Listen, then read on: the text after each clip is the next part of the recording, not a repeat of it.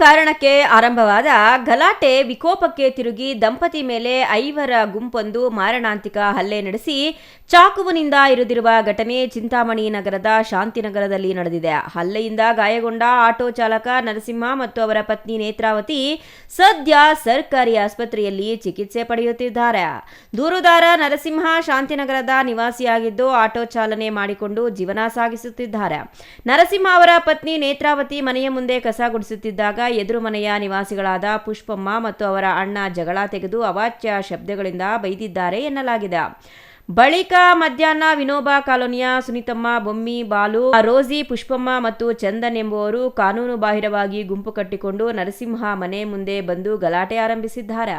ಪುಷ್ಪಮ್ಮ ಹಾಗೂ ರೋಸಿ ಸೇರಿ ನೇತ್ರಾವತಿ ಅವರ ಜುಟ್ಟು ಹಿಡಿದು ಎಳೆದಾಡಿ ಕಾಲಿನಿಂದ ಒದ್ದು ದೈಹಿಕವಾಗಿ ಹಲ್ಲೆ ನಡೆಸಿದ್ದಾರೆ.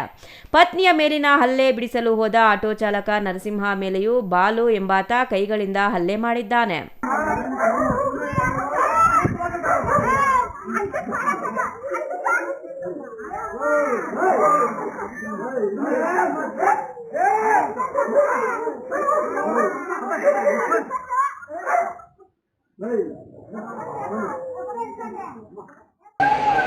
ಕುಡುಕರದು ಜಾಸ್ತಿ ತಲೆನೋವು, ಗಾಂಜಾ ಹೊಡ್ಕೊಂಡು ತಲೆ ಮಾರ್ಕೊಂಡು ರೋಡಲ್ಲಿ ಓಡೋ ಹೆಂಗಸ್ರ ಮೇಲೆ ಕೈ ಹಾಕೋ ಮನೆ ಹತ್ರ ಗಲಾಟೆ ಮಾಡೋಕ್ಕೆ ಬಂದಿದ್ದಾನೆ.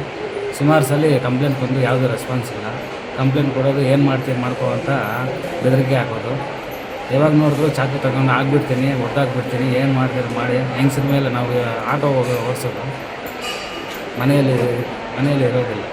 ಯಾವಾಗ ನೋಡಿದ್ರು ಕುಡಿಬಿಡೋದು, ಏನೋ ಸುಮ್ಮನೆ ಇದು ನೀರು ವಿಚಾರಕ್ಕೆ, ದಾರಿ ವಿಚಾರಕ್ಕೆ ಸುಮ್ಮನೆ ಗಲಾಟೆಗೆ ಬರೋದು. ನಾವು ಇಲ್ಲಿ ಟೈಮಲ್ಲೇ ಹೆಂಗಸ್ರ ಮೇಲೆ ಗಲಾಟೆಗೆ ಹೋಗೋದು. ಈ ಥರ ತೊಂದರೆ ಕೊಡ್ತಾಯಿದ್ದಾರೆ. ಇದೇ ವೇಳೆ ಚಂದನ್ ಎಂಬಾತ ತನ್ನ ಕೈಯಲ್ಲಿದ್ದ ಚಾಕುವಿನಿಂದ ನರಸಿಂಹ ಬಲ ಮುಂಗೈಗೆ ಇರಿದು ರಕ್ತ ಗಾಯ ಮಾಡಿದ್ದಾನೆ.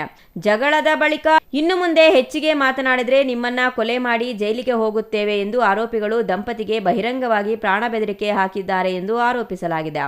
ಸ್ಥಳದಲ್ಲಿದ್ದ ನೆರೆಹೊರೆಯವರಾದ ಕಿರಣ್ ಮತ್ತು ಇಮ್ರಾನ್ ಎಂಬುವರು ಮಧ್ಯಪ್ರವೇಶಿಸಿ ಜಗಳ ಬಿಡಿಸಿದ್ದಾರೆ. ತೀವ್ರವಾಗಿ ಗಾಯಗೊಂಡ ದಂಪತಿ ಚಿಂತಾಮಣಿ ಸರ್ಕಾರಿ ಆಸ್ಪತ್ರೆಗೆ ದಾಖಲಾಗಿದ್ದು ಹಲ್ಲೆಕೋರರ ವಿರುದ್ಧ ಸೂಕ್ತ ಕಾನೂನು ಕ್ರಮ ಜರುಗಿಸುವಂತೆ ಪೊಲೀಸರಿಗೆ ದೂರು ನೀಡಿದ್ದಾರೆ. ಪೊಲೀಸರು ಪ್ರಕರಣ ದಾಖಲಿಸಿಕೊಂಡು ತನಿಖೆ ಕೈಗೊಂಡಿದ್ದಾರೆ. Imran Khan, CTV news, Chintamani.